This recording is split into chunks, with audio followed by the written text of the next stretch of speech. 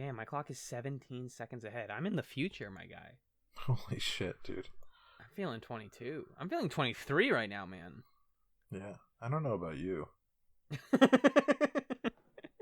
Me personally, just from my perspective, I'm feeling 22. Yeah. Okay. Just for where I'm at in my life right now. Like with my whole situation and like considering all the things that I've done to get here, like personally. The Babylon Project was our last, best hope for peace. A self-contained world 5 miles long, located in neutral territory. A place of commerce and diplomacy for 250,000 humans and aliens. A shining beacon in space, all alone in the night. It was the dawn of the third age of mankind, the year the Great War came upon us all. This is the story of the last of the Babylon stations. The year is 2259. The name of the place is Babylon 5.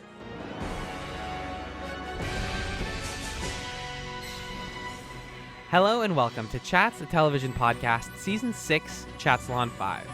My name is Allen. 'Twas the night before Chatsmas, when all through the ship, not an engine was whirring, not even the engine. The stockings were hung by the chimney with care, in hopes that Saint Garibaldi soon would be there. The soldiers were nested all snug in their beds, while visions of Magellan danced in their heads.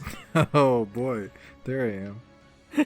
You're like, how's he gonna squeeze me into that whole nugget of funny? I am a bit of a sugar plum, huh? You're 100% a sugar plum. I feel like when people meet me and they hear about my friend Magellan, I describe you immediately as a sugar plum, and they get it. I'm googling. Sorry. What? I'm googly goo. I'm a sugar I'm plum. googling what boy. sugar plums are because I've never. They're sweet looked at plums. one. Well, yeah, a sugar plum is a piece of dragée or hard candy made of hardened sugar in a small round or oval shape. Yeah. Plum in the name of this confection does not mean plum in the sense of the fruit of the same name, but referred to small size and spherical or oval shape. Oh. So they're just sweet, like grape flavored, like sugar candy? Interesting. Yeah, I think so. Interesting. We're learning holiday facts here on Chatzylon 5, the Babylon 5 podcast that just won't quit. This week we watched, as always, 2 episodes of the show. Season 2, episode 5 was our first one. It's called The Long Dark, and the second one was Season 2, episode 6, A Spider in the Web. First, we're going to discuss The Long Dark, which was written by Scott Frost, directed by Mario DeLeo.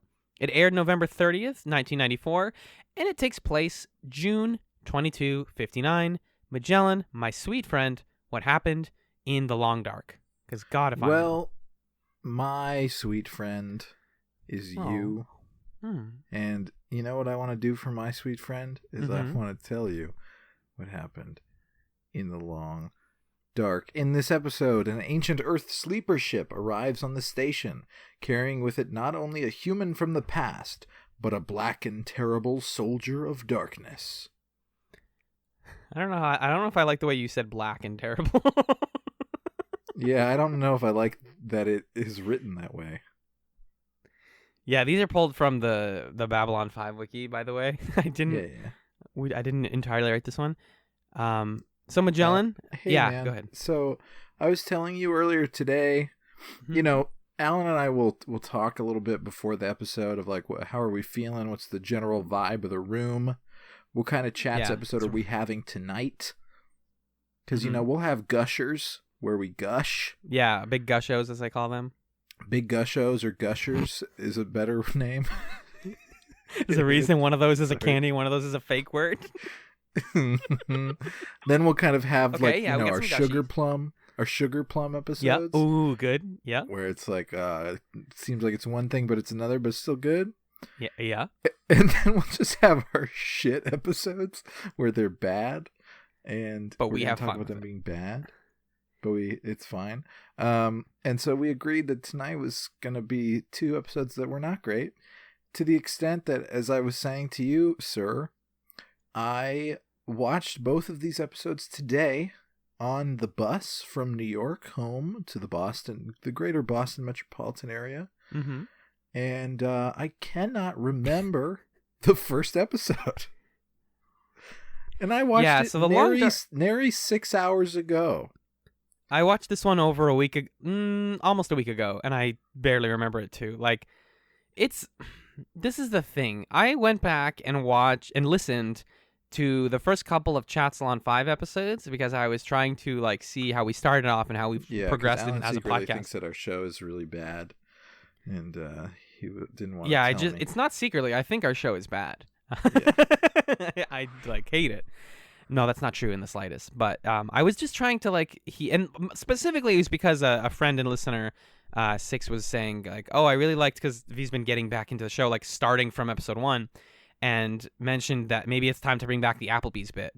And I was like, what Applebee's bit is this? And he was like, it's early on in the show, you guys tried to like make up an improvised scenario where all of the cast of the show goes to Applebee's together and gets dinner, and like the hilarity that ensues. And you said that as the show goes on and as you get to know who these characters are more, the joke will be fun. It will in theory, get funnier. So at some point in this episode, we'll just like slip into our Applebee's bit, and that'll be our sort of like season 2 stamp of like we have now updated the Applebee's joke. Okay, great. It's deeply funny to me that was in the first. That was the first episode discussion. It was the Midnight on the Firing Line and then Soul Hunter episode. So like we just had nothing to work with. Right.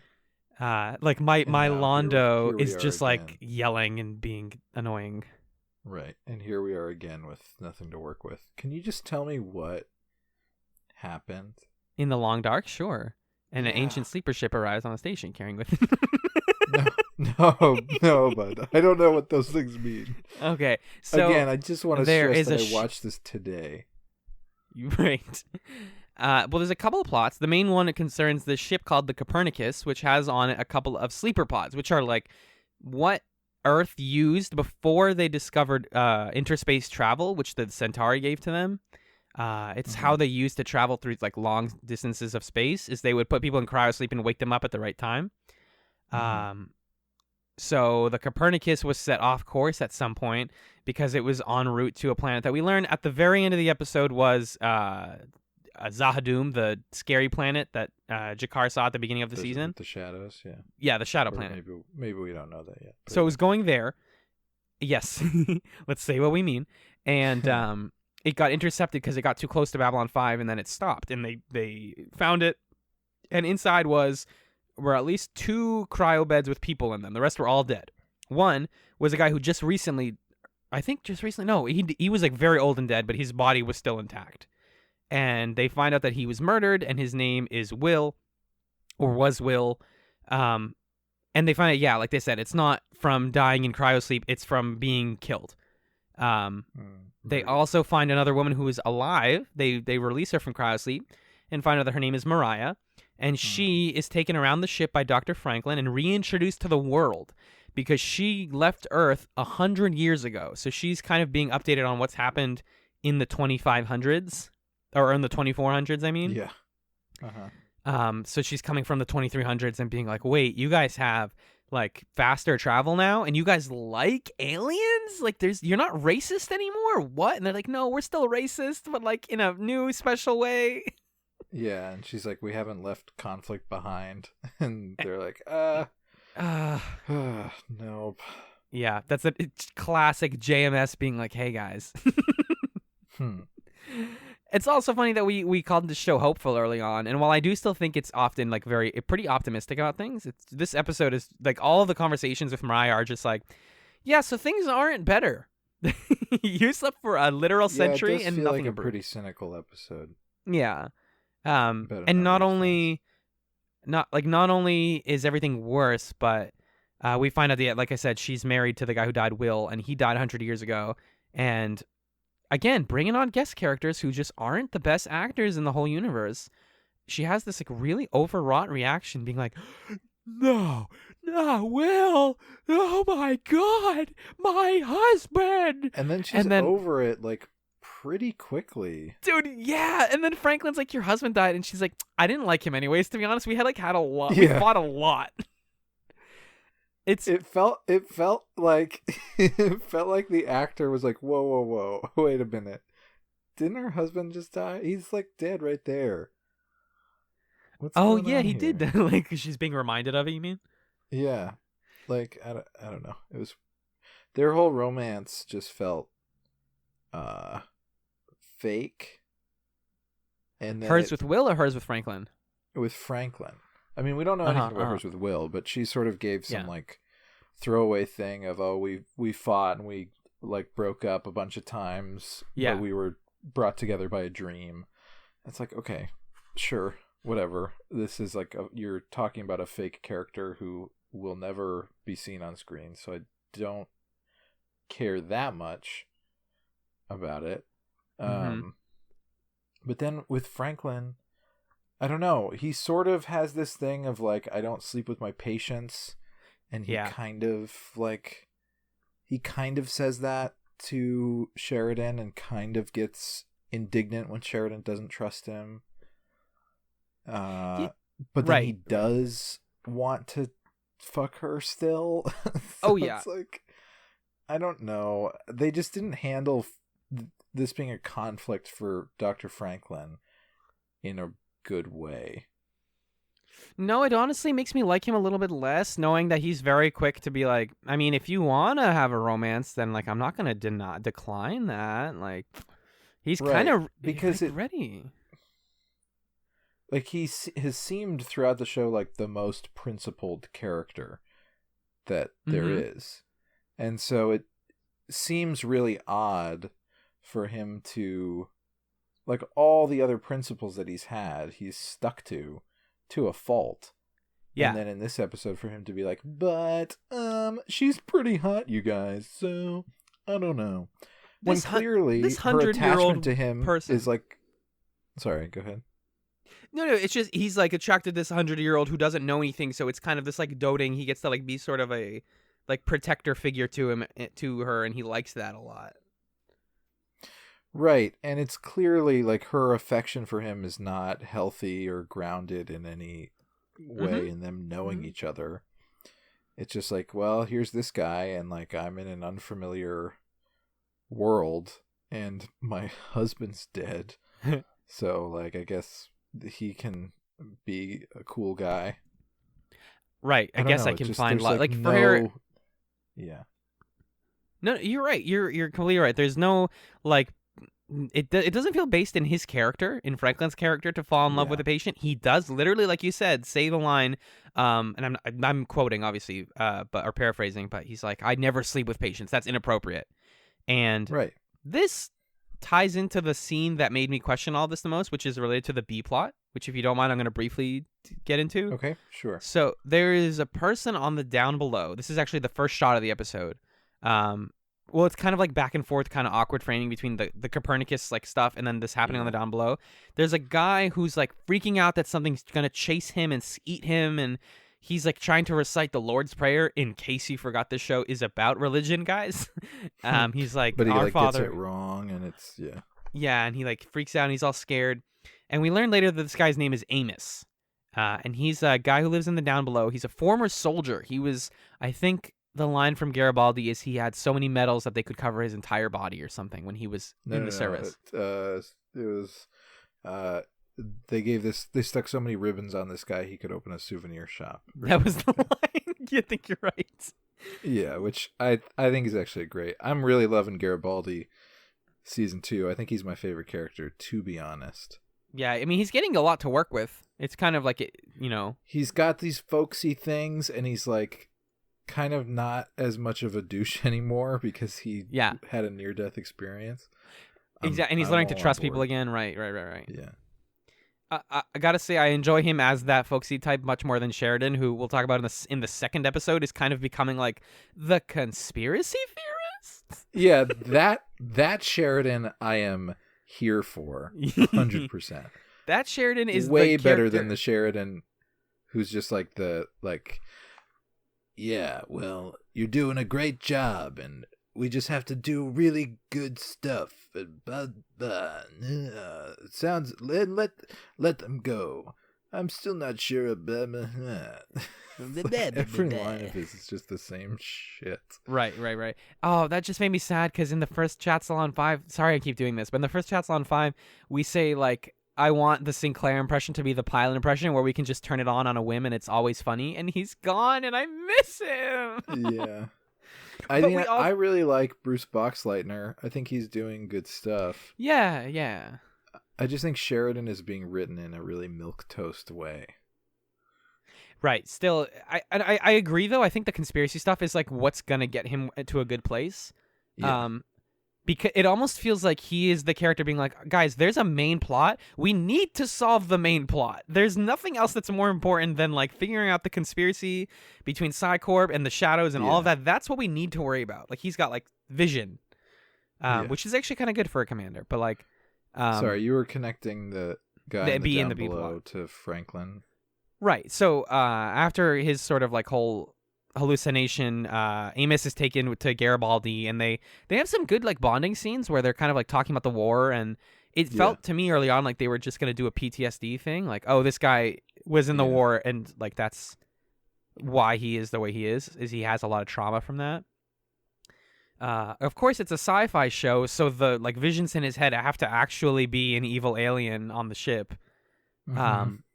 I think they if I understood it correctly, the alien that comes on the ship came from the Copernicus. Like when it landed, it switched on to Babylon 5, and it's a shadow, or it's a soldier of darkness is what they literally refer to. The shadows. Yeah, exactly. It works for the shadows. So he basically like is not trusted for a while, and I'm trying to remember. Yeah, so he's the one who's like, oh, there's a conspiracy. And the lady on the ship, the Mariah lady, has it in her. Like, she has the soldier. And then this is where I paused and, like, took a big paragraph of notes because Sheridan, Garibaldi, and Franklin are having a conversation about who has the right to protect Mariah. Garibaldi says that they should take the word of Amos over the word of Franklin and Mariah, that she doesn't have a shadow monster in her, or that she does, is what Amos says. Because his argument is like, this guy was a veteran. Why don't we ever trust veterans? Like he has so much war experience. We should trust him. And then Franklin's like, I'm a doctor. I'm a currently working doctor. Like I'm not. You should trust me. And then they, like you said, do the back and forth of like, well, but you're also potentially sleeping with the patient. You're compromised. We trust the PTSD soldier more than the doctor. And it's like I don't know what they're trying to say there, man. It just felt like this weird criticism of like who we choose to trust in sort of like modern versus conservative opinions, or like older style. I didn't really read a larger narrative into it. I don't think I was thinking that critically about that moment. I think it's just part of part of the negotiating that's happening in this season of John Sheridan trying to decide who he trusts. Among the characters that we already know, and that is kind of exposing flaws in their character that we didn't necessarily see before.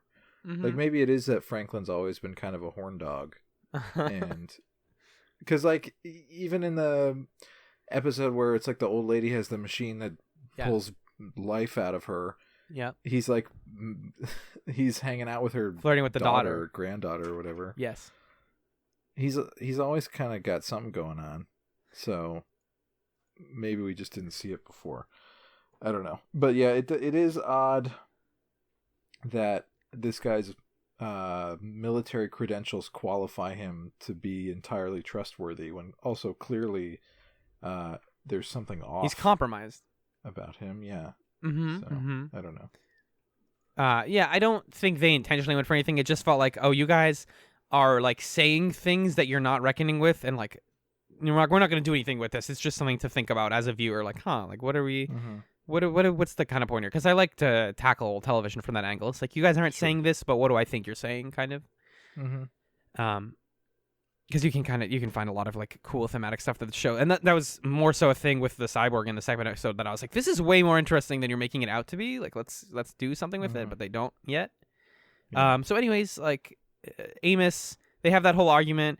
It turns out he's right. There is an agent of the shadows now on the ship, and then we have this really, really forgettable, boring action scene where like Garibaldi, Ivanova, and Sheridan go like into some basement and they bring Amos with them, and he's like, it's right over there, shoot the wall, and they like shoot an invisible being and it like shakes or whatever, and then they shoot at CG Mist for 10 minutes, and then he's like, it wants me, and he like runs up to it, and they shoot around Amos, and then the CG Mist dies. Like, congratulations. And then Garibaldi like cradles him in his hands like a 5-year-old child, and he's like, no more bad dreams, Amos, it's over. It's over. Like, no, bud, there's like 4 minutes and 17 endings to go. You know it's not over yet. Silly Michael.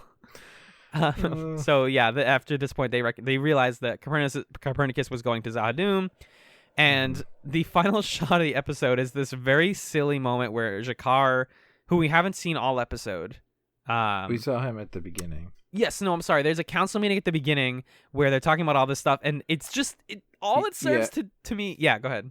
Oh, and it's just like all these aliens are like, oh man, we know that the shadows exist, and there's something evil, and Londo's like, pfft, you guys. Right, Londo's just the cynic, and everyone else is like, no, we know it's there, and he's like, guys, you're just making up reasons to not give me money or whatever stupid like. Yeah. Like reason Londo has to be skeptical, but Londo's skeptical. Jakar is like curious, and to close the literal book on his curiosity, he is like going through his Narn prayer book, and just finds a like Soldier of Darkness .jpg in his book, and it's like cool. It's more just like a uh-oh kind of ending, which I think is better than like some of the endings where it's just like, man, it do be like that in space sometimes. Anyways, bye-bye. Like, I appreciate that more. I still think, man, the best Babylon 5, like, 2nd/3/4th ending ever is the one where Sinclair is, like, done with the plot and then goes to bed and he turns the lights off, and then, like, he immediately gets, like, a ring on his communicator that's like, Commander, there's an issue at, like, 3 a.m, and he's like, back to work. I think that's just so good. That's a good one. Yeah. Nothing will ever match Sinclair like getting in his jammies and then being like, damn it, the aliens are at it again. So, do you have any stray notes at all for this mess of an episode? No. I don't think I do either. I'm just skimming. I thought the cryotube stuff was kind of cool. Like, and then Franklin and Mariah have a weird scene at the end where she's like, I gotta go, but like, once I sort my shit out, I'll be back if you want me to be. And he's like, yeah, probably. Do it. Why not? Heck yeah, bring it on. So can I just see if she comes back real quick? Yeah. You have accepted the mantle of like allows self to be spoiled. She doesn't come back. Oh, you looked it up? Yeah, she doesn't come back. Okay, cool. By the way, I just Googled Chats Wiki instead of shit. Babylon 5 Wiki. When is that? All right, guys, make it happen, fans. You can do it. Come on, chop team. I want to see all my old running gags turned into a wiki. Yeah, all those great classic bits. Those classic bits. There's a couple of moments that I thought were interesting that we didn't talk about. Mariah, even though her performance isn't great, has a line where she's talking to Franklin and she can't cry. And it's so like heartbreaking and scary to me because she's like, I can't cry. I'm trying to cry. My brain is not like, it's not coming out. And then he's like, your tear ducts don't work anymore because they've been dry for 100 years. I'm like, oh my fuck. God, that's bleak. That's crazy. It's really bleak, and they just move right on. Like sometimes Babylon 5 just does this thing where they're like, hey, things are dark in the world. Anyways, moving right along. There's some good moments here and there where she's talking to different people about what the world is like. Franklin says it's going to take more than 100 years to evolve a better human. Yeah, that's a good line. So then, there's that line, and then Oh yeah, Jakar talks to her, and he's like, yeah. He's like, I'm imagining him like smoking a cigarette, being like, yeah, we're all like just screwed up back here. Like everything's terrible. He says the future isn't what it used to be, which is an excellent line. And I'm like, wow, another like great line, Babylon 5. Did you pull this from somebody else? Nobody wrote. You guys didn't write this, did you? They did not. That is a Yogi Berra quote. Of all the people to give Jakar a line from, the baseball player Yogi Berra said the future isn't what it used to be. Yeah, Jakar has such weird, specific, like, Earth references. Yeah, what was the other thing that he cared a lot about? In this episode? I don't remember. No, in a different episode, there was, like, a song that he cared that was, like, he was trying to figure out, like, the Happy Birthday song or something. I don't remember. Oh, the Hokey Pokey? The Hokey Pokey. That was Londo. That was Londo? Yeah, because Londo like had Delenn right. and her friend like come to his room, and he's like, "Hey right. guys, I'm doing research on the Hokey Pokey." Okay, well then this show's just stupid. Yeah, I agree. No, like, okay, so the whole this is a little transition because I want to talk. I don't have anything else about this episode, but I want to give a little update on my progress in Babylon 5, book number 1, Voices. So my book update now is I am on, let's look, chapter 7. I'm kind of going slow. I've been very busy with the holidays. But a lot of things are happening. I've actually started like highlighting and taking notes of lines. My biggest issue in the last couple is it feels like John Vornholt, the writer, like doesn't care that the show takes place in the future, and he just wants to write a show in the present, I think.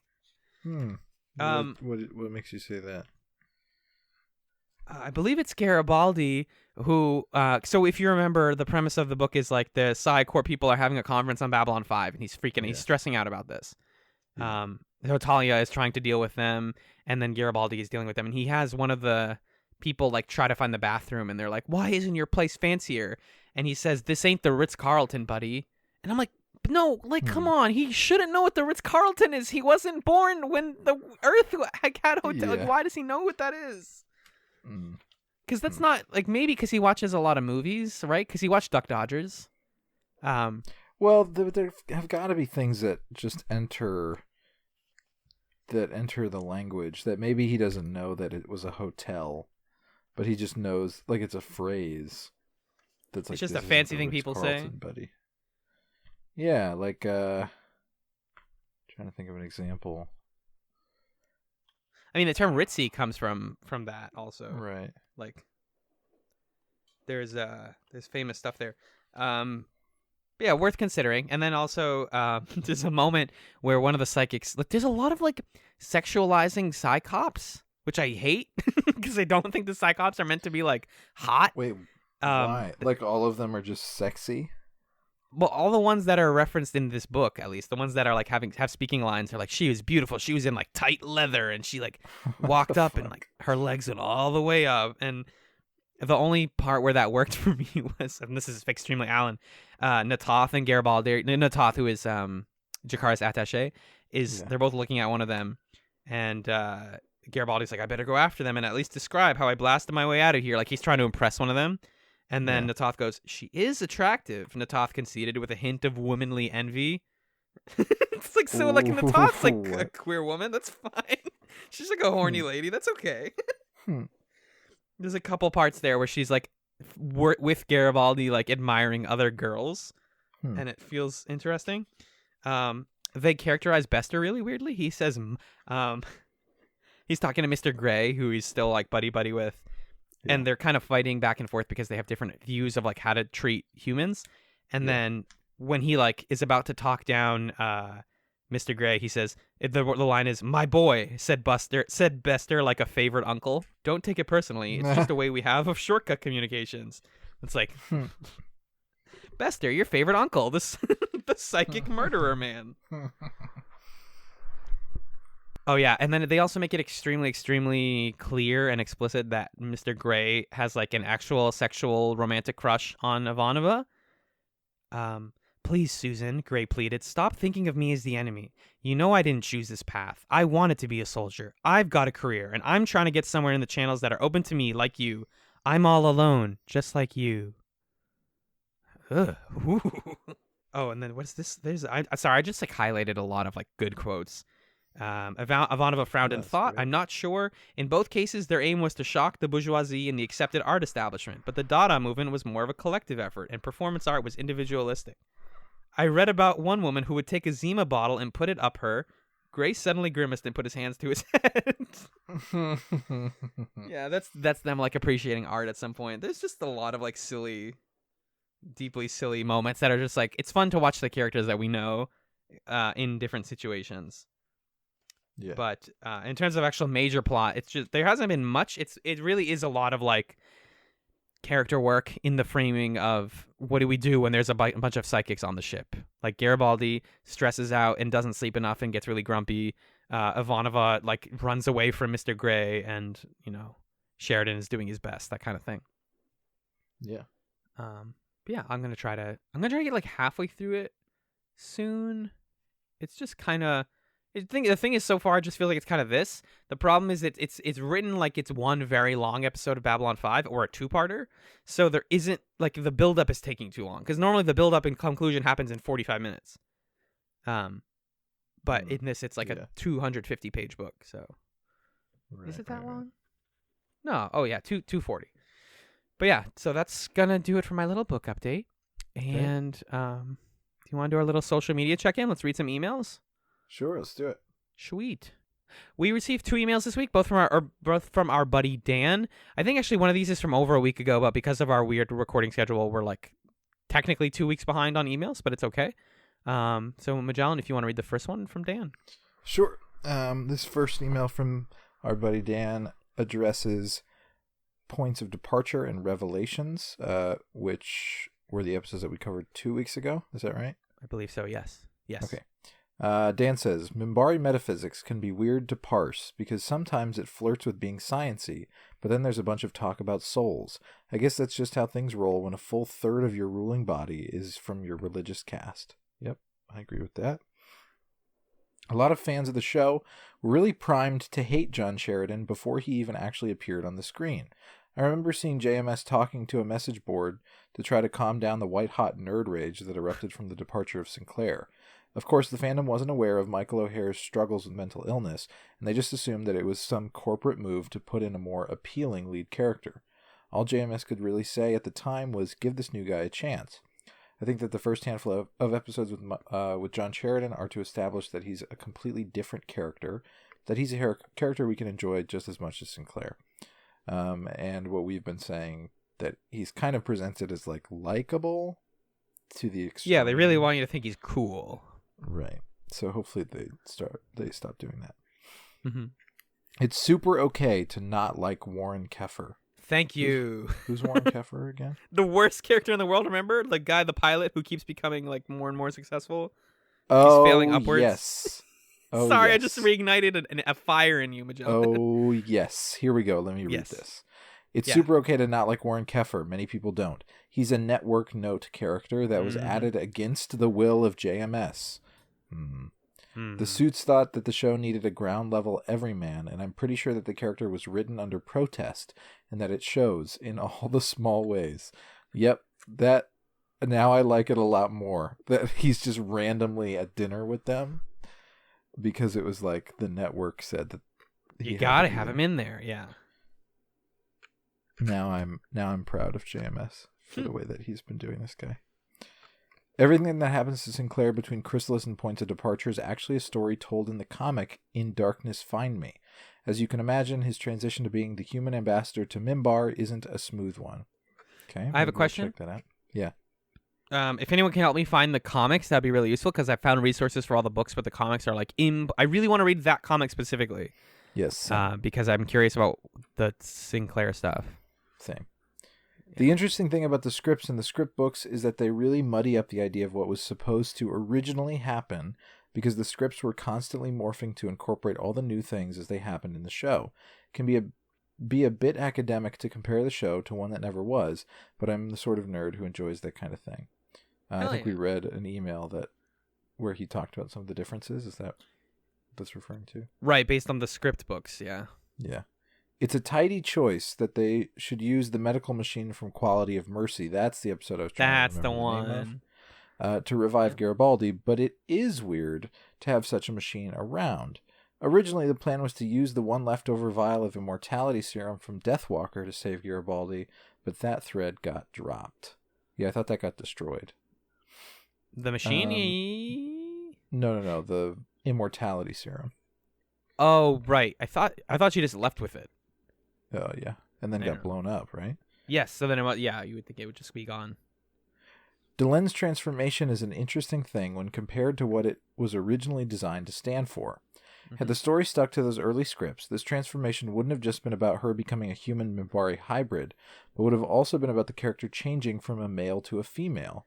Oh, because she was supposed to be male at first. She was male at first, but the transformation was going to make her a girl. Right. And presumably, Sinclair would have still been there and had that boing moment at her unveiling instead of Sheridan. Interesting. First of all, introducing a trans subplot to a character in 1994 would have been incredible if handled well. I doubt it would have been handled that well. Who knows? Certainly not. Especially with the aforementioned boing moment. Right. Not just like now she has hair, so she's hot, but also now she's female, so she's hot. Yes, exactly right. It's all fraught. And then Dan finishes off by asking me, Magellan, where the heck are you reading the next episode descriptions from? I guess that the plus is that the descriptions are so bland that you don't have to worry about spoilers. But on the other hand, they seem to go to extremes to say nothing at all. They are on Amazon, my friend, which is where we watch the episodes. They are, not good. We could start reading the wiki summaries, but I kind of like that the Amazon ones are so pithy and ultimately useless. Right, it's just like a little taste of like some shit's gonna happen. It's sort of like how TV shows, used to do like next time on this, and they'd only show you 5 seconds of someone being like, "Alan, no!" And yeah, Clone High made the ultimate joke about that, where every episode would do a next time for an episode that never happened. Mm-hmm. That's that email, right? That's it, yeah. Yeah, so I actually I have some follow-ups about the Kefir stuff from Twitter. Specifically from users Twitter listeners Danny and Jonathan, who I think have both emailed us before. Danny starts by saying the Kefir role was forced onto JMS by the studio. He had no creative thinking about this role, so it's basically throwaway. He's luckily the last thing forced upon the show from season 3 onward, which is awesome. Yeah. Jonathan says the quote from the DVD commentary that everyone's referring to is, "The network executives at TNT told me they wanted to add a, quote, hot shot pilot kind of character to attract viewers." Oh, and Danny concludes, "It goes to show how stupid TV executives can be. Like, you don't need that on the show." Yeah. You just simply don't. Like, we talked about this. We've like buried this point to death at this point, but like, yeah. Kefir's bad. No one likes Kefir. Even listener Olivia sent another thing in where she was like, "I'm curious why he's so bad," and I was saying like, he's not a real person. Basically, he's like a construct of the network. Right. We have a second email. This one's actually regarding Geometry of Shadows and a Distant Star, also from friend Dan. A little shorter though.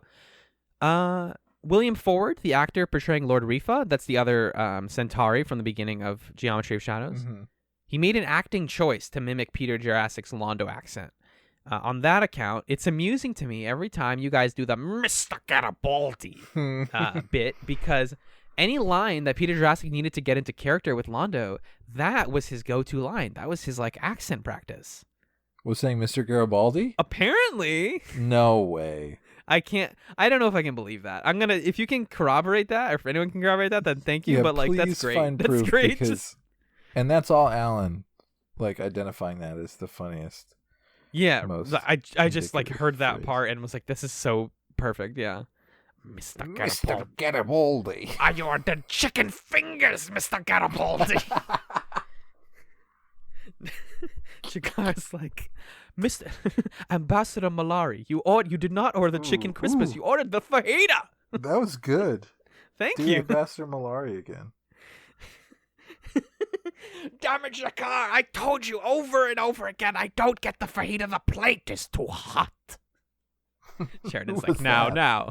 Sheridan's like, now. Listen up, kids. It's like John Wayne. It's John Wayne meets Zap Brannigan. Well, hold on now, Londo.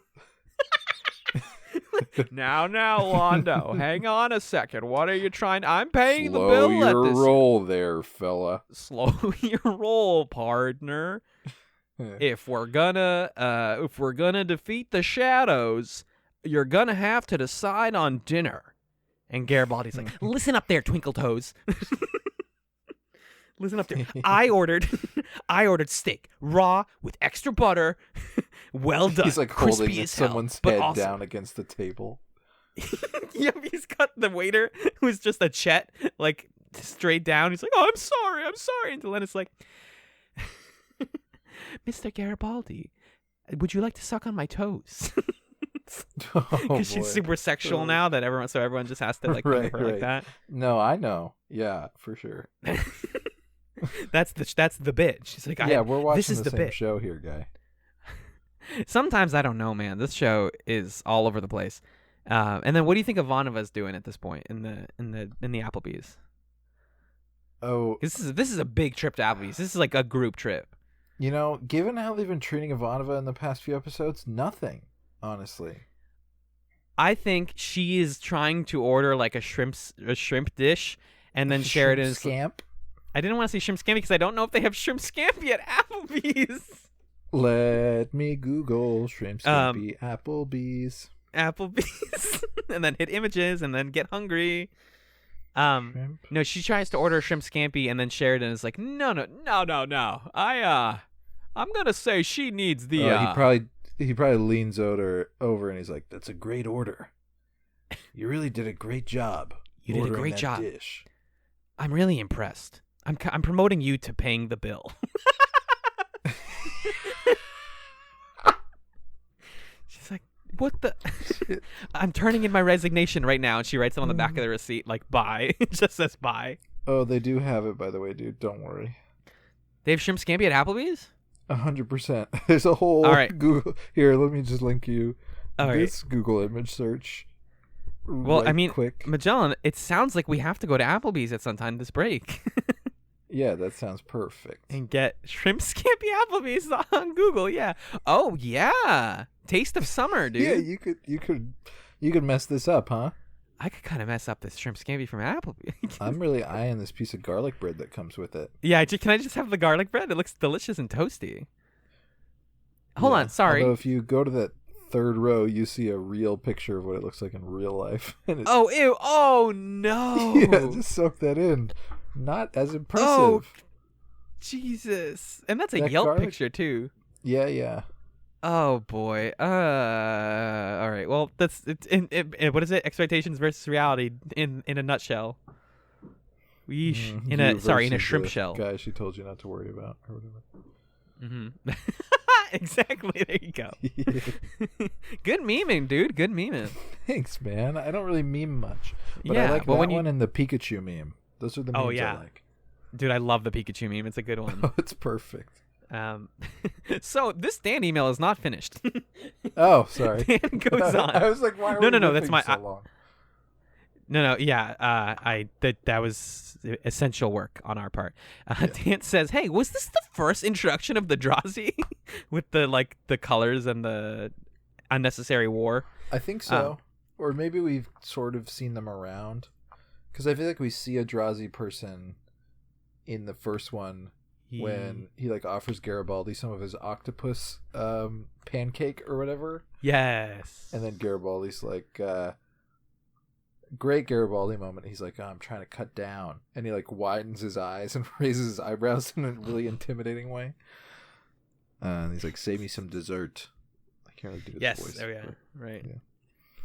I think, maybe. But then he says, this is one of those bits of info that has gone lost on me through the years of exposure to the show. And it's a shame because I like the Drazi. I'm going to say right now, if they come back, I believe this. If it's just on this episode, I don't believe you. Yeah. But sure. I got to know. It seems patently ridiculous. The Drazi? What is there to them? They're nothing. Exactly. That's what I'm saying. If this is the episode you watch and you're like, yeah, Drazi, #1 alien race. What? No, what? But I'm sure they come back if people are saying they're a good race of aliens. Yeah, they come. It seems ridiculous that an alien species capable of miracles like spaceflight would have a cartoonish, anarchy-based political system. Right.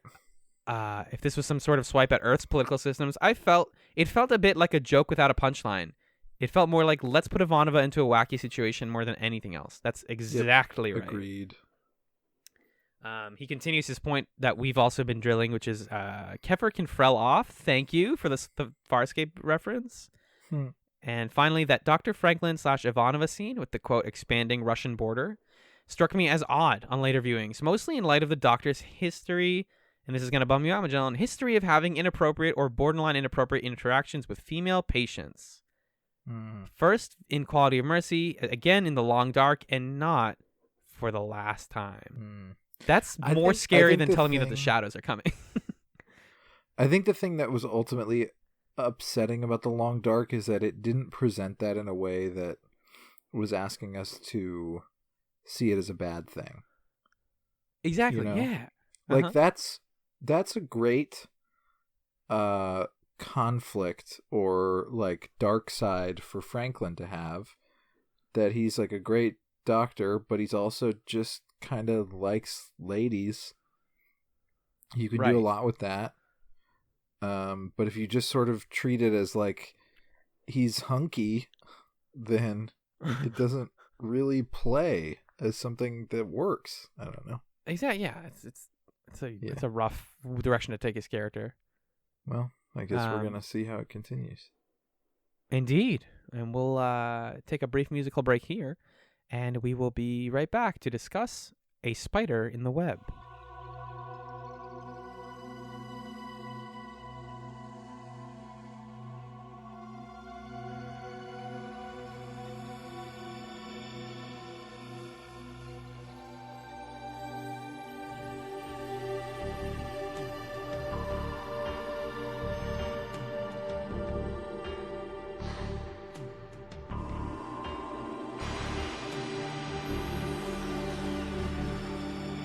Do you want to introduce the episode in that voice? Yeah, I do, baby. Oh, yeah. You're going to hurt your throat, but go off. No way. Oh, wait. All right, starting the episode in 3, 2, 1. Hello and welcome back to Chats, a television podcast. It is I, Cyborg Frog. Hey, everybody, welcome back to Chatzylon 5. The second episode we watched this week was Season 2, Episode 6, A Spider in the Web. Oh, God. Oh, I feel like I'm going to You're going to hurt yourself. Yeah. Thank you, Cyborg Magellan. Give Magellan back to me, though. I need him. I need him on the show. No, Alan, help me. Help me. No. Something. What am I? I'm the wife being like, oh, you're a cyborg? That's fine. You're still my husband, and I love you. Honestly, the least realistic thing about a spider in the web is that she doesn't fall in love with the android. She's like, or the cyborg. She's like, oh, you're a cyborg? Ew. It's like, no, love robots. Love robots, please. What are you saying? I love robots. Hey, we're talking about Season 2, Episode 6, A Spider in the Web. It was written by... Get out of my intro. Hey, I'm everybody, sorry. welcome Oops. back to Chatzylon 5. The second episode we watched this week was Season 2, Episode 6, A Spider in the Web. Written by Lawrence G. DiTilio, directed by Kevin G. Kremen. It aired December G. 1994, December 7th, 1994, and it takes place in March, sometime, of 2259. Now, is that correct? This happens before the previous episode? That is what the wiki says. I did double check these credits, so yeah. Weird. Okay. Is this a aired out of order situation? Oh, remember, because we noticed that in Season 2 there was a different airing order? Do you think, Magellan? Oh, whatever. I can't find it. If I find it later, I'll tell you. Okay, thanks. What happened in this episode? That's something you can tell me. For sure. Well, John, a cyber zombie stalks Talia Winters on board Babylon 5. More interesting than The Long Dark for sharks. Yeah, I felt myself enjoying this one. Yeah. To actually flesh out that that summary, there is like a decent amount of big stuff going on this episode. We can't discount this as like entirely filler.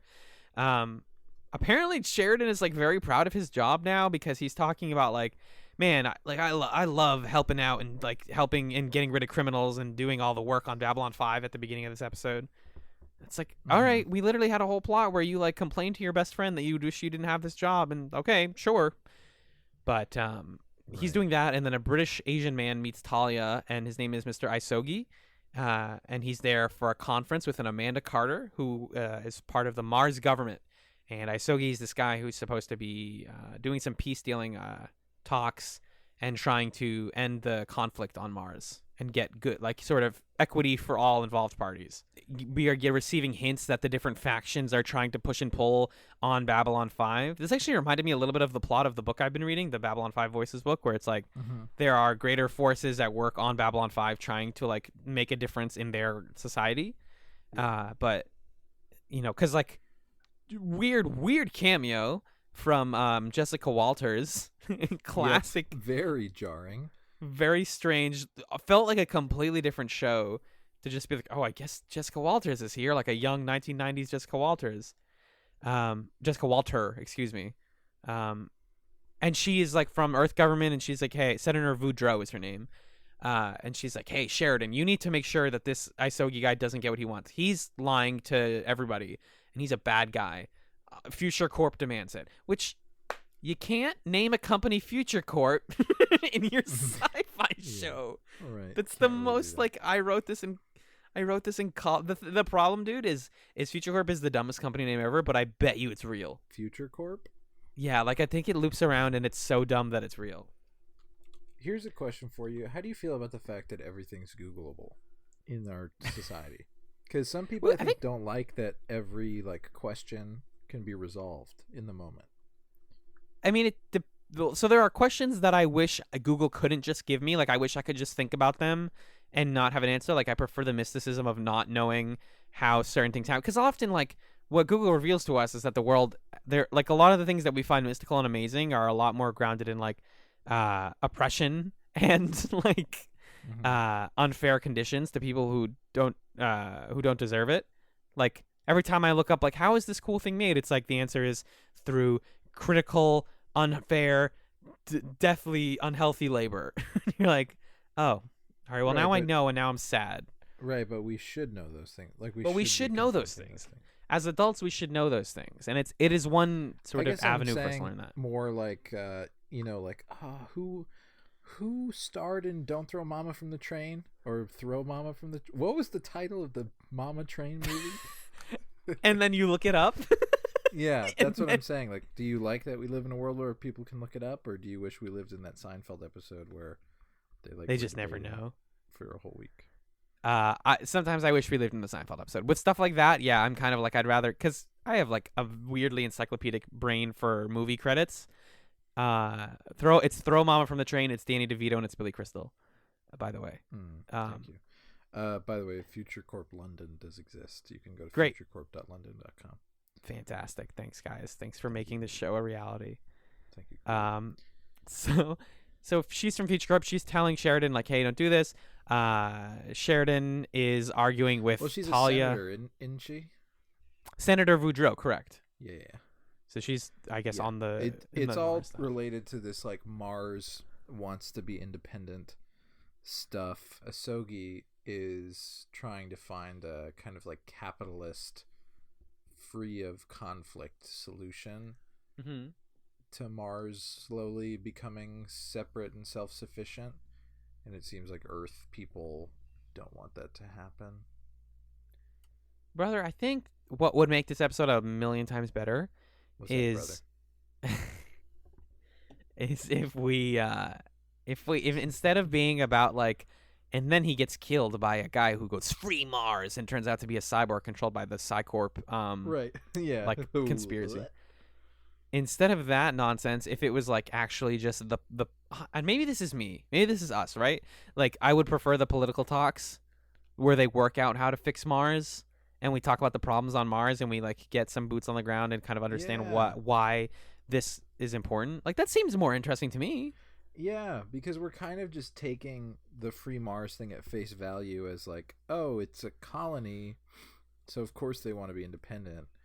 Mm-hmm. And there isn't really a lot of critical thought or talk of like what colonization is and what it does to peoples and that sort of thing that is, yeah, more interesting in terms of comparing it to our society today and the history of the Earth, as opposed to there's a secret organization burrowed deep under the wasteland of San Diego, and they're controlling crazy robots with their mind. Isn't that messed up? They're basically making Terminator. It's like, it's a secret shadow organization that pulls all the strings. Yeah, like all we're doing is we're verifying that yes, Psycorp are evil. Not only are they evil in the ways we knew, they also have cyborgs. Yeah, it's good that we are doing that. And I will say, when I was watching, I was like, oh shit. Yeah. But now that you say, like, yeah, I just wish we could dig more into the Mars stuff from a political perspective. Like, is that so much to ask? Like, if you're gonna keep telling me that Mars' conflict is important, and maybe we get there, you can't. Yeah. If you want to tell us, like, hey, hold out hope, it's coming, that's great, but like, I don't want to know exactly when or how that comes up. I'm curious about, like, why are we rebelling on Mars? Like, what we know that it's part of it is an identity thing, like the people who say, get off at Mars will never be free until the sands run free with earth or blood. Is there like one of their lines? Run red with earth or blood. And it's like, okay, so what they're saying, they like are putting a line in the sand of like, there are Earth people and we are Mars people. So there's that, but then like, and why? There's like discrimination from Earthers towards Martians. Yeah. Like I want to know, how did that come about, and like what is government change going to do to affect that? Like I'm curious. And I think the show's already about politics, That's the thing that I think undercuts a lot of the commentary that the show can make overall, is that it's just not very specific in the circumstances it's creating. So we can't really draw much from the Mars situation, because it's just they want to rebel because corporations bad, because oppression, right. And I think if we were able to explore that more and add some specificity to it, it would actually be a lot easier to take away more general lessons about like society and humanity. Right, that's sort of the same thing with like the Drazi situation.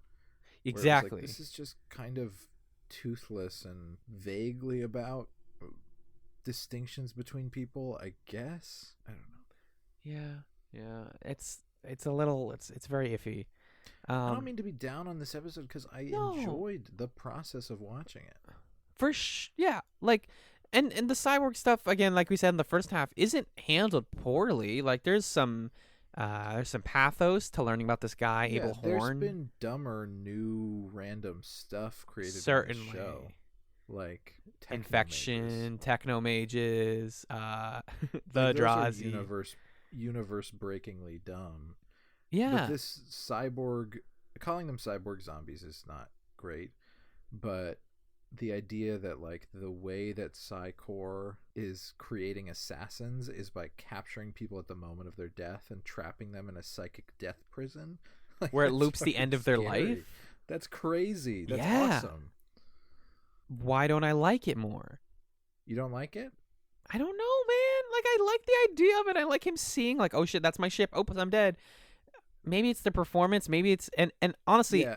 I think it's two things. I think it's the fact that we're getting it instead of the Mars stuff that we just talked about, and the fact that this actor's choice that he's making for when he's possessed is like it's this like uncanny valley moment where his face doesn't look like a face anymore. Yeah, it kind of doesn't. It's this guy Abel Horn is he was a soldier, I guess, and before he was destroyed, they took his body and Psycorp made him into an assassin. The way he's introduced is Asogi and Talia are like walking home from dinner, and he just walks up to them and goes, "Free Mars," and then force lightning chokes Asogi to death immediately. Yeah. And it's like, okay, there goes any chance of the show talking about the Mars stuff. All right, okay, I guess we're doing this now. All right. So, we get what I do like. Another thing I like about this episode is Talia gets to be front and center for once. It is about her anxiety about this and her worrying that like this was going to be Isogi's thing. This was going to be like the thing he could live for, was that he helped Mars achieve a more fair. And it moves past that too, because we've seen Babylon 5 time and again do like, it's my old friend. Oh, they died, or oh, they transformed into an immortal light being, or oh, they left. Like, I don't know. That wasn't particularly compelling to me, that she wants to carry on his legacy, especially because at the end, now, everyone is like, yeah, continue his legacy, even though I don't think that everyone on the ship agrees that Mars should be free. Like, I don't think Sheridan agrees with that. Me neither. I don't believe that he does. So that felt weird. I think Garibaldi certainly does believe in free Mars. Yeah, the first like long conversation about this stuff is Talia talking to Garibaldi yet again in an elevator, ding dong. Yeah.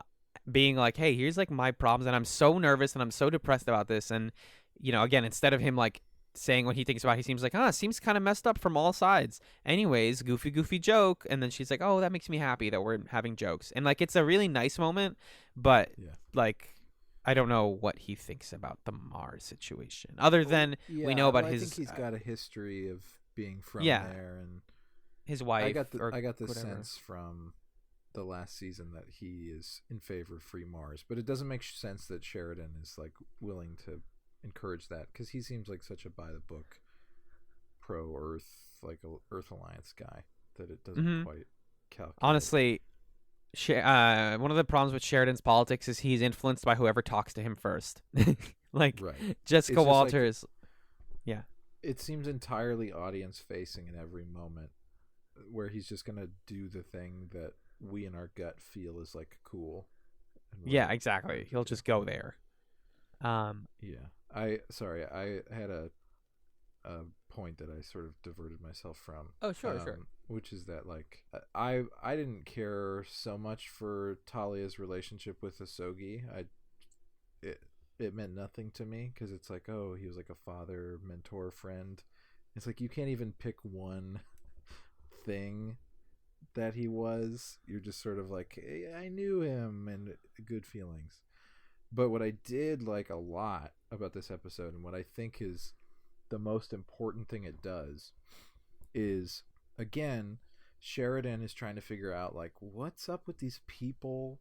Who can I trust? And he talks to Ivanova and he says, can I trust Talia Winters? Right. It's like, dude, she's main character material. Yeah, and Ivanova says, well, first he's like, what do you think of her? And she's like, well, she's amazing and beautiful, and I'm in love with her. And I want, like, we're gonna date someday, but and I think about her every minute of every day. And for Ivanova, that translates to her saying, she's interesting. Right? Yeah.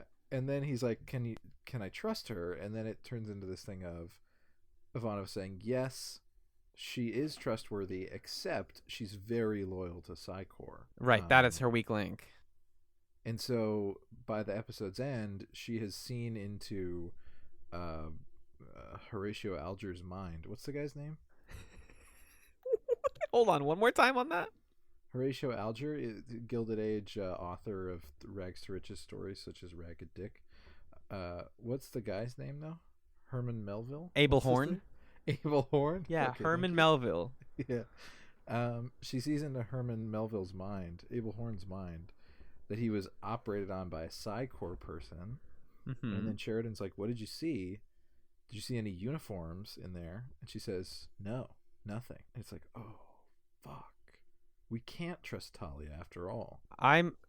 The thing that makes me sad too is like, if this is setting up a like long-term Talia betrayal, or like she chooses Psycorp over the crew, I'll be deeply sad. The point is that she has to make a choice, and that we as an audience genuinely don't know what choice she's going to make, which is great. Right. That's true drama and tension. Yeah, you're not gonna like suddenly doubt that Sheridan is gonna work for the Shadows or something. Right. You know, you're not worrying about that on a minute to minute, but you're worrying about like is who is Talia actually working for?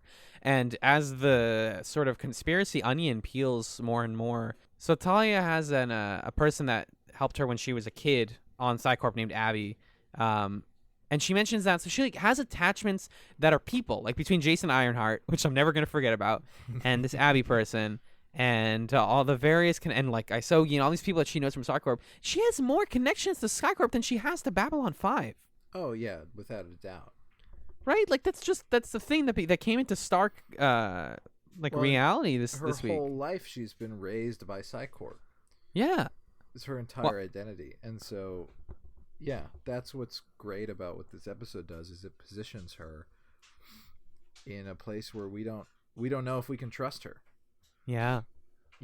And I think this season is kind of moving multiple characters to that weird gray area, like Londo. Oh, what's up with our sweet friend Londo? Sweet self. And then Sheridan, is in a position where like maybe he's gonna say, "Screw Earth," except I'm a play by the rules guy, so I don't know. Right. He's a question mark. Garibaldi's a question mark. Everyone's kind of up in the air right now. Garibaldi is a shining beacon of light, and I won't have this slander.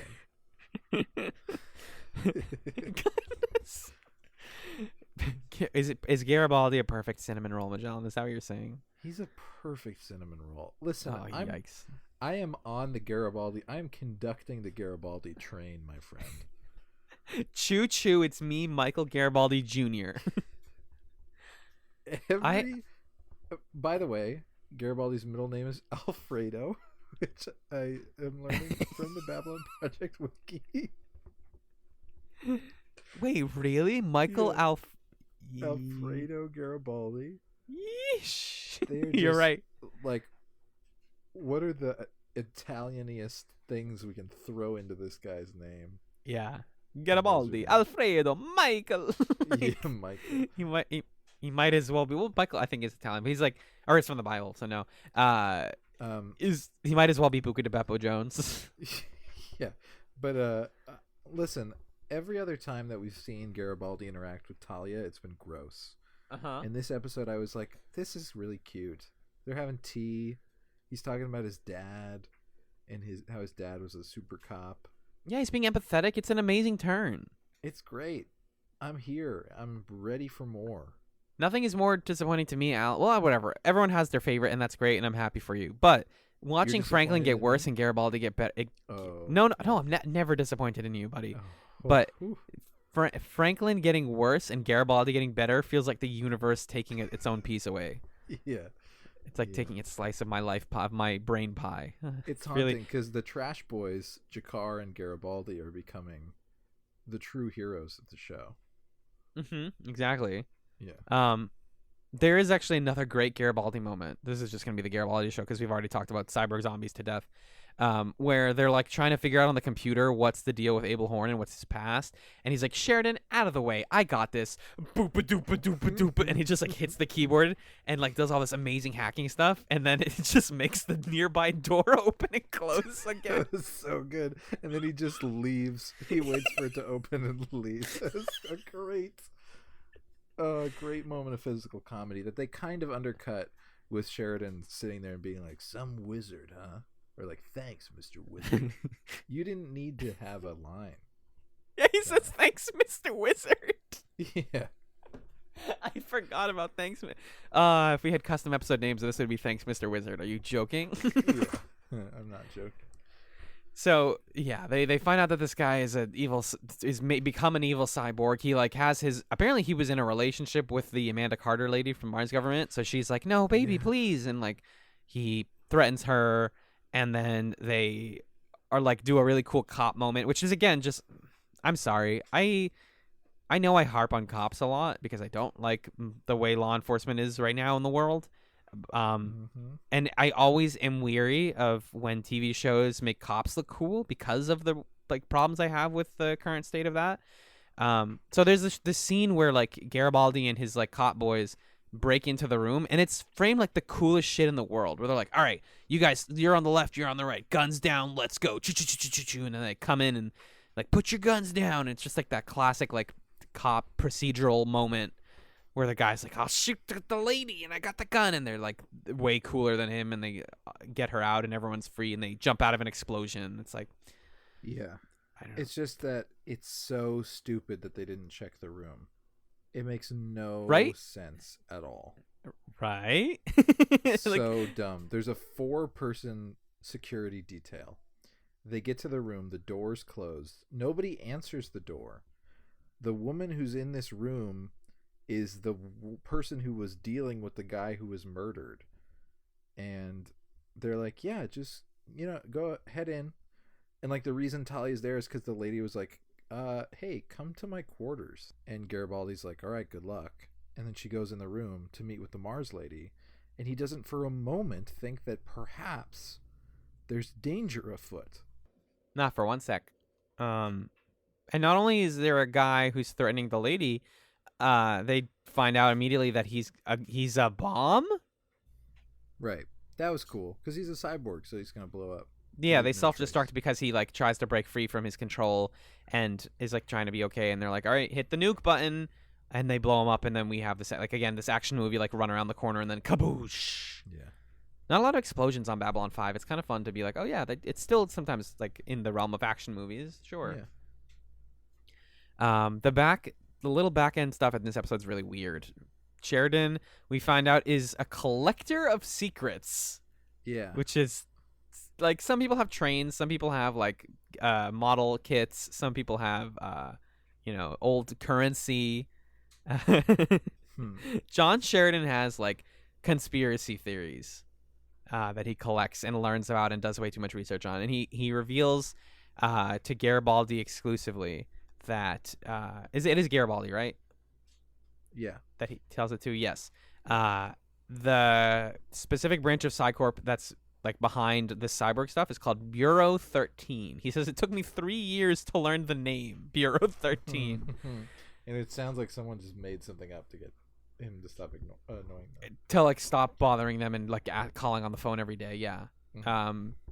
There was actually this like the music behind him explaining this conspiracy was amazing. It was just like very John Carpenter, like synthy, like, oh shit, we're getting some things. Mm-hmm. And he says like, oh, we're like a spider in the web, and like references the name of the episode and all that.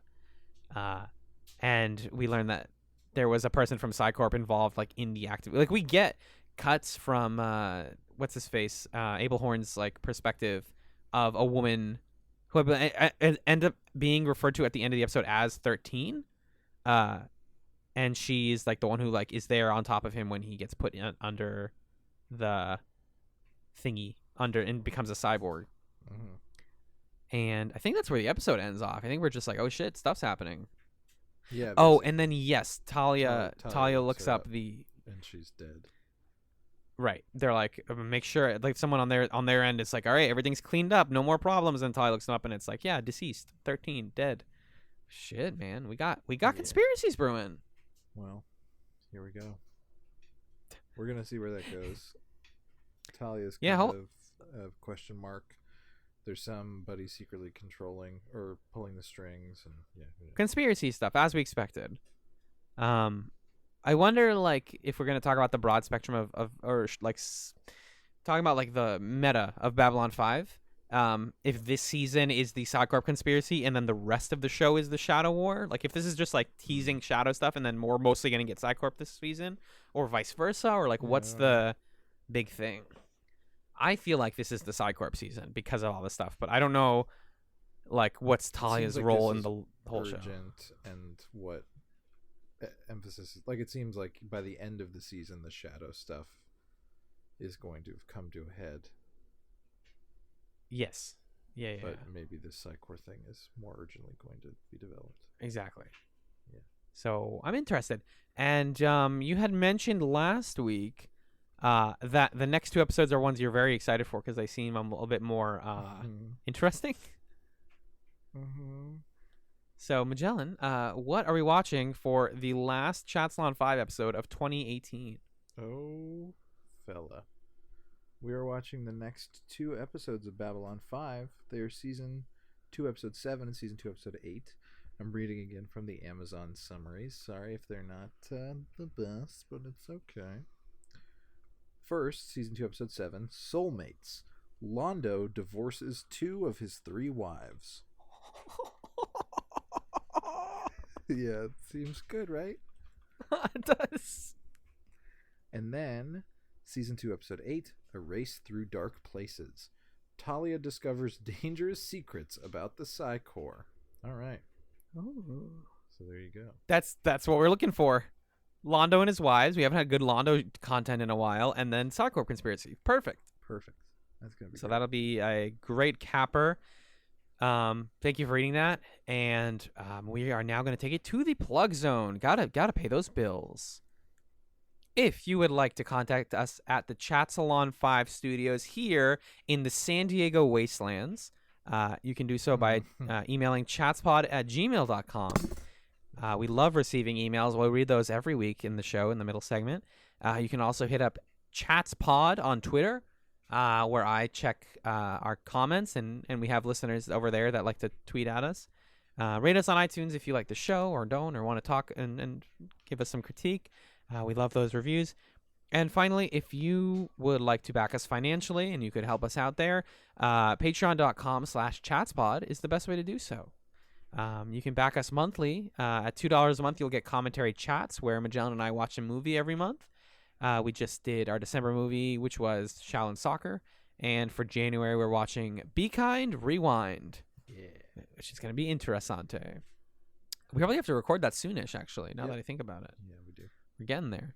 I wanted to briefly shout out... Oh, sorry. Also, at $5 a month, you get the best show that we produce, which is Chats Nights, which is where Magellan and I just have conversations, and you remember that we're also friends outside of podcast co-hosts. I'd like to briefly shout out our patrons. Jonathan, a great hero of all men. Kat, a pal. Marcus, a hero, also of all men. Fendon, a genius and a brilliant human being, just a perfect boy. And Tom, HK. Why is one person only a pal? Because they're non-binary and they're also a pal. Like, I know them personally. Oh, they're a friend of yours. Correct.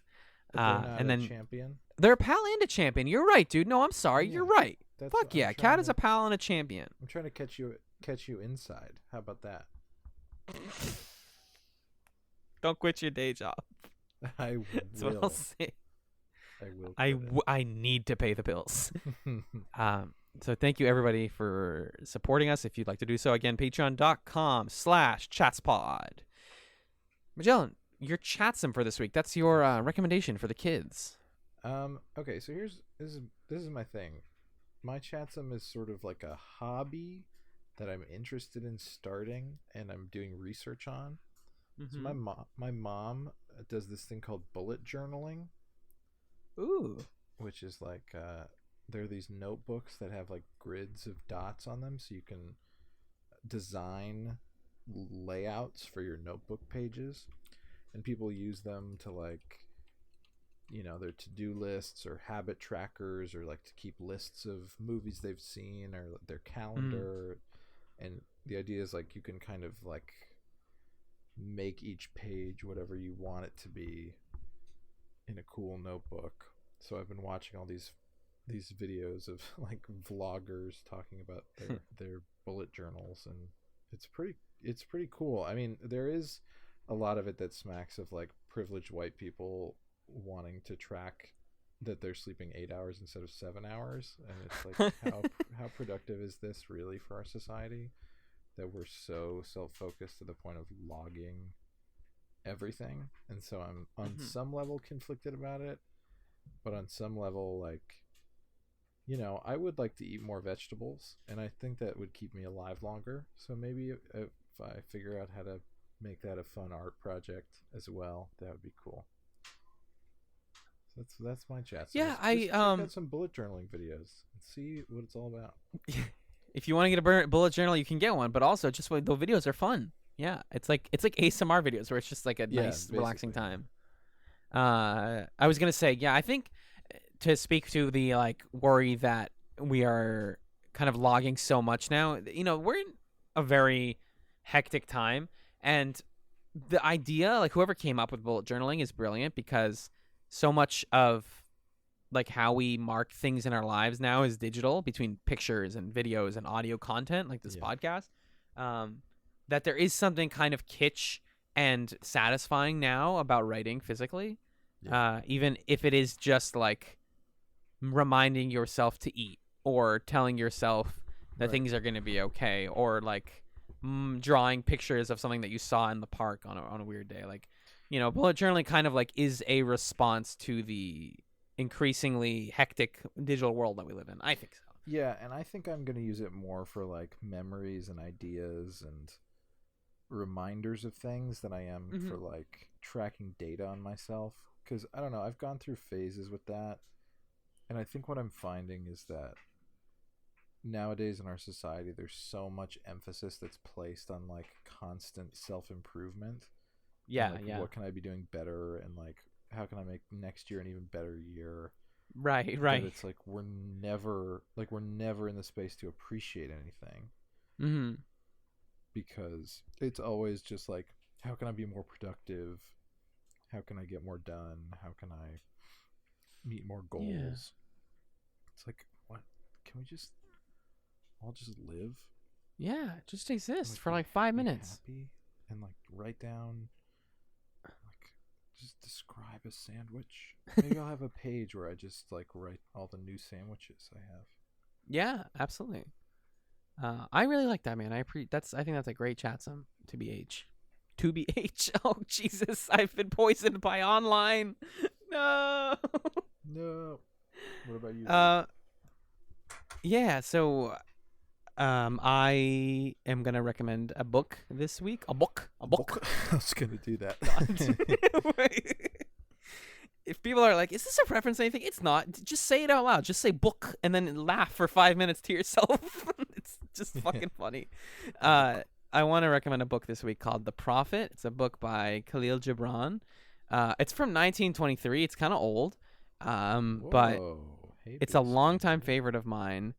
It's my fun fact. It's Papa Allen's favorite book of all time. It's my dad's favorite book. Me dad. Me da. Some people say I look like me da.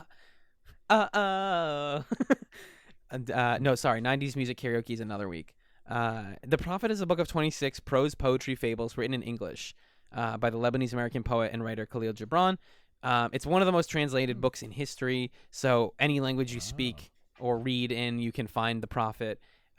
Each of the poems, or their fate, like it says, prose poetry fables, each of them is like a little anecdote about something simple that you can kind of like read into the profundity of as much as you want or as little as you want.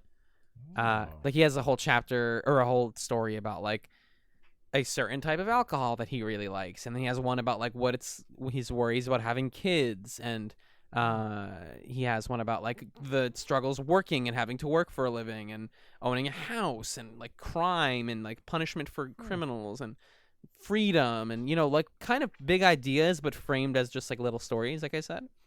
That's cool. And it's really good. It's short. It's like less than 100 pages if you just get all of them bound as a book. That at least the one I have, that has been like in my dad's possession for years, is just like a little paperback.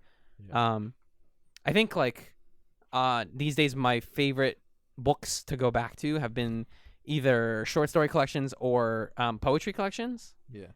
Like I constantly mention that like I keep a copy of Leaves of Grass in every backpack I ever own, and I feel like The Prophet is up there with just like I will continue to read and reread these stories forever, because they're just like you get something new out of it every time. Yeah. And that's great. It's just it's great. So check it out. You can probably it's in the public domain at this point if you just want to like read it. Check it out. Name again? Khalil Gibran. Khalil, I guess Khalil Gibran, Gibran. If you just look up The Prophet book, it also comes up because it's like pretty well known. Yeah, guys, that's what we got for this fun episode of Chatzylon 5. Thank you so much for listening. Peace.